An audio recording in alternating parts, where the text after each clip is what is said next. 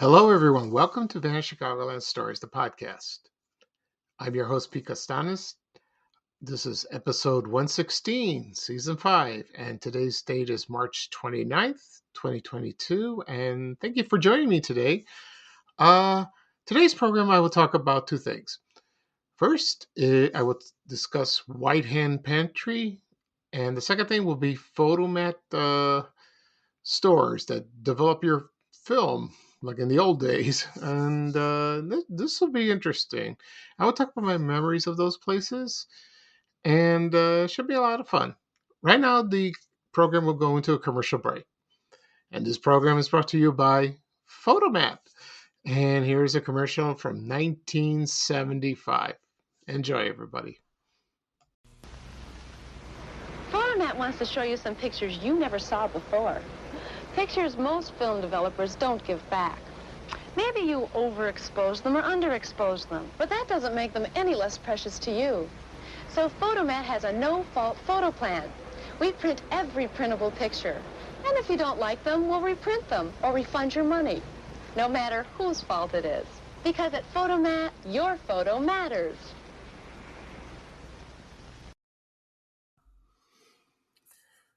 Alrighty, everyone. I am back. I hope you enjoyed that commercial for Photomat. If you recognize the woman speaking in the commercial, that is actress Pam Dauber from Mork and Mindy. She played Mindy McConnell from the TV show that ran from 1978 to 1982 with Robin Williams. I remember watching the show when I was in high school. I was a sophomore, and that took by storm. It was very popular because of Robin Williams. Remember him landing on Earth in the egg and talking silly. He did that until they died, like that. And he appeared on Happy Days on an episode. That's where he was introduced, and I guess the character took off, and then they decided to do a show on him. And like I said before, it ran about till 78 to 82. Then it went to syndication, and I haven't seen it in years. But I bought the DVD, the complete series, not too long ago. So I'm going to start rewatching it, from the beginning to the end, and see how it is. It's from the Gary Marshall family. Like Happy Days of Red and Shirley, and Angie, and Out of the Blue. All those shows, if you remember. Fun times. Okay. At the beginning of the program, I said that I'm going to discuss two things, the Hen Pantry and Photomat stores. Before I get into those, I'm going to mention a couple things. I went to the doctor yesterday morning. I had an appointment, my regular doctor, not my urologist. And he took some blood, and I told him that, I haven't been eating much lately. Ever since I started new medication for my blood pressure, now I take two. It's cut my appetite. It just curbs it. I don't eat. I eat, but I don't have seconds. I don't eat in between. Very rare. And I asked him, what's going on? Why is this happening to me? This never happened before. And he said, it's not the medicine. You just change your eating habits. So I guess that's probably it. And so instead of the next 6 months, I'll see him in 3 months, and he'll monitor my weight. We'll see like that. But I've been eating okay, at dinner. I don't have seconds. When I eat, I like struggle, like I just nibble, and then I do finish what I have on my plate, but no, I just don't have, I don't snack, nibble like that. That's pretty strange. And then he said, you lost 10 pounds since the last time I saw you. And I said, oh, great. He says, and he also mentioned that if you don't eat anything, I would worry, but you do eat something. So that's fine. You just, you do it differently and the right way. And I said, oh, great. Okay. And this past yesterday on Sunday was the 5 months cancer free. Very pleased. So I will see my urologist on April 27th. And have a checkup. We'll see how it goes. And then I'll post the updates on that on my social media accounts. The second thing I want to talk about is today, the album Breakfast in America was released, and it was by Supertramp. And I remember this album vividly when it came out. And it had some great songs, released in March 29th, 1979. And I first heard the Logical Song, that was their first single, on the Loop. And I think MET, maybe WMET. No, I think it was a Loop on WLUP. And that took off. And they played this song over and over again. And it was, it's a classic. It really was. The other singles they played was Goodbye Stranger, Breakfast in America, the title, Take the Long Way Home. And that's about it, really. Those four songs that were classics. And I did buy it. And I bought it at Cruisin' Music, the record store across the street from Bogan High School, where I went. And I bought an 8-track. I had an 8-track player. I didn't have a record player. I think I did, but no, I didn't. I had albums, but we had a record player, but broke. So I bought a 8-track player once. I forgot where, and my first 8-track was from Styx and Pieces of 8. That was the first 8-track. And the second one was my all-time favorite album, The Cars. Their self-titled. I love that album. I played it all the time. I have it on CD. I have it on my Apple Music. I had it on my iPod, and also cassettes. When cassettes were on, I played. That was my favorite album of all time. The Cars, and their second album, Candio. I love the music. So that's my favorite. So I did buy Breakfast in America. Still classic. You hear it sometimes. Supertramp. They recorded other albums, and then they disappeared, like in the 80s, like in the mid 80s. So and the album cover on Supertramp, the woman, that's an actress. Her name was Kate Murtaugh, Murtaugh. And she was the waitress Libby, and she's holding a serving tray with a tall glass of orange juice, and behind is the Manhattan, in New York City, and you can see the World Trade Center on the left. Oh, that's eerie, like that. But she's famous for that because she wasn't well known as an actress, but she did some television work, and she died in 2017 at the age of 96. She lived a long life. So, like I said before, that album was wonderful. Okay.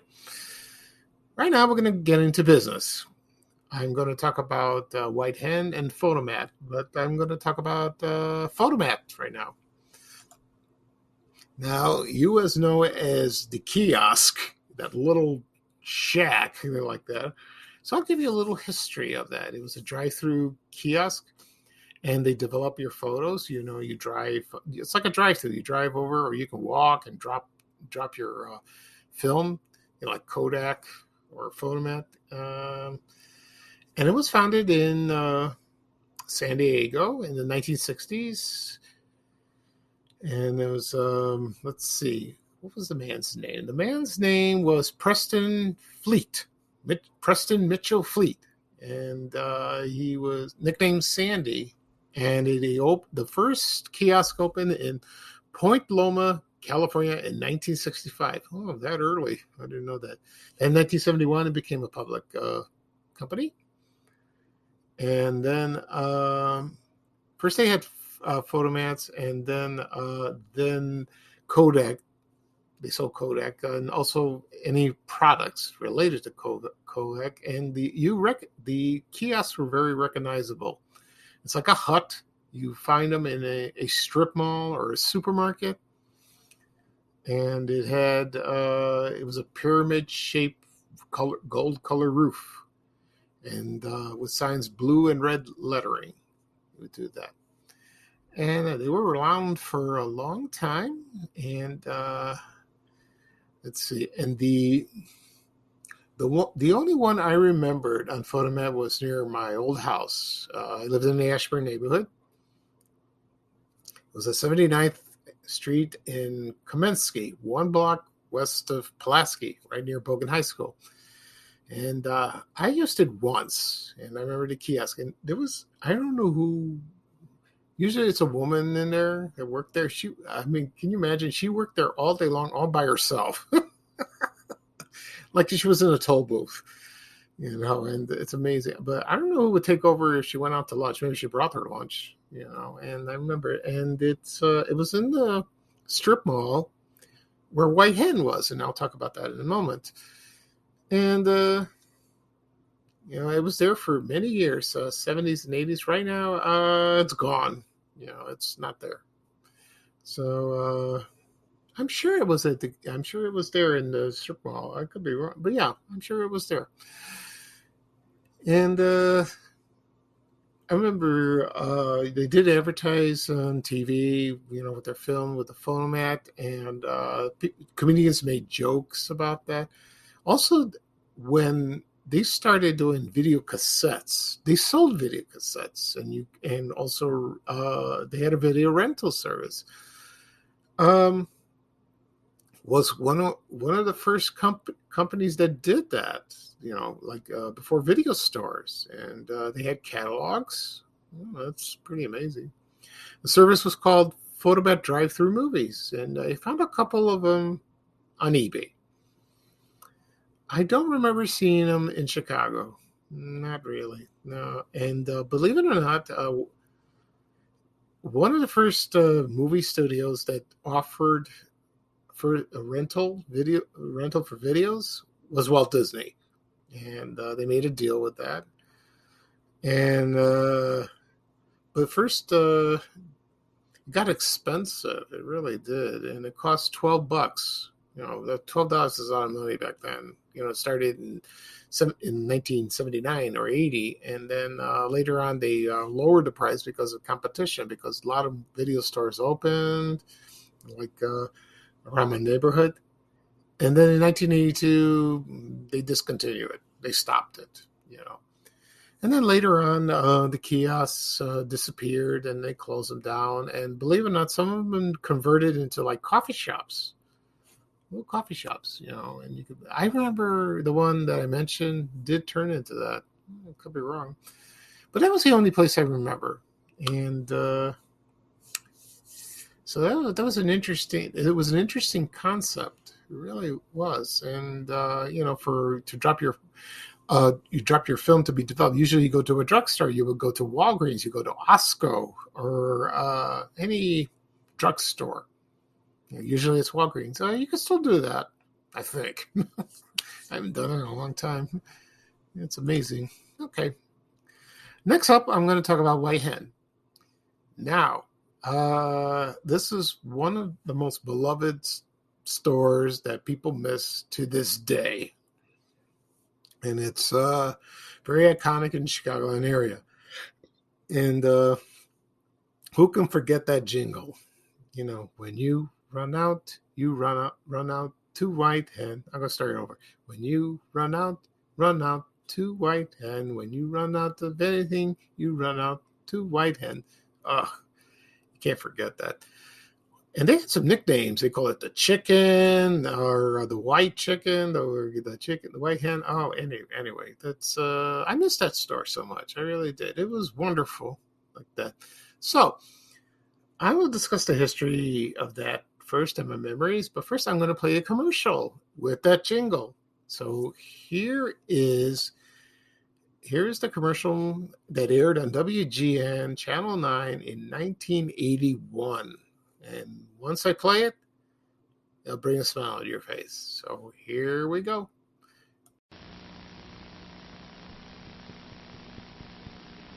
When you run out to White Hen. When you run out of anything, run out to White Hen. You're going to love White Hen's Deli.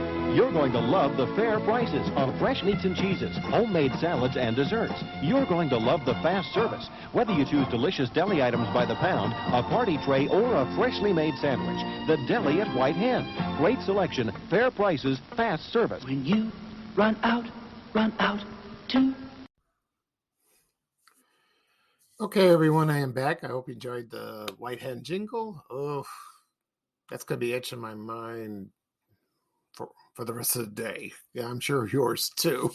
Yes, I apologize for that, but it's wonderful to listen to that. So I'm going to give you a little history of White Hen and my memories of this place. So, believe it or not, White Hen Pantry was found in Lombard, Illinois, and they had stores in not just the United States, also Detroit and Boston and Wisconsin and Indiana. So I don't know where anywhere else. I guess that's and they were famous, and it was open 24 hours a day, and they had everything. They had coffee, uh, let's see, frozen foods, maybe toiletries.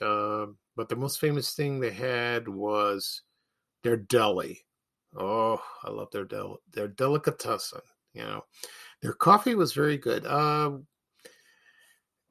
get into that in a second. So I'm going to tell you my memories of that. The White Hen I remembered was located at 79th and Komensky, or like Karlov, between Komensky and Karlov in that strip mall. And I went there when I was in high school. So when you let out, well, during lunch hour or after school, I went there to maybe get something to drink, like a soda pop, maybe a Coke, Pepsi, or not coffee, but I heard it was good. And let's see what else. I also get a sandwich sometimes at lunch. I did. But usually I went to White Castle's on the corner across from Bogan High School. Oh, I went there like maybe 2 or 3 times a week. I went to the cafeteria at Bogan, but need something to change. Also, there was the eating establishment around Bogan High School was Mr. Submarine across the street. There was Toby's. And also there was Barnaby's Pizza. They had that at one time.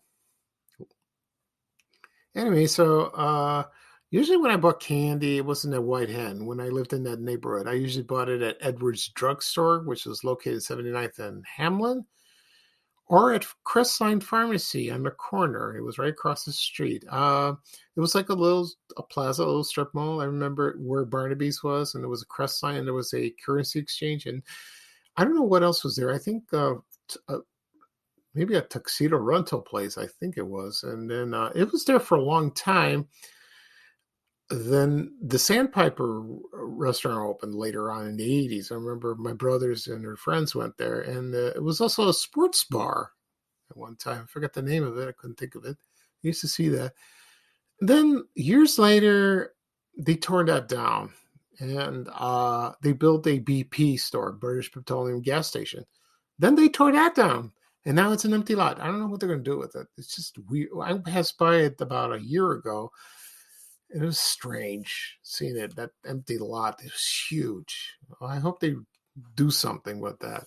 It's bizarre. Anyway, at the White Hen, they were famous for their deli. I've had a couple sandwiches one time. I remember I had a turkey Swiss, which was awesome.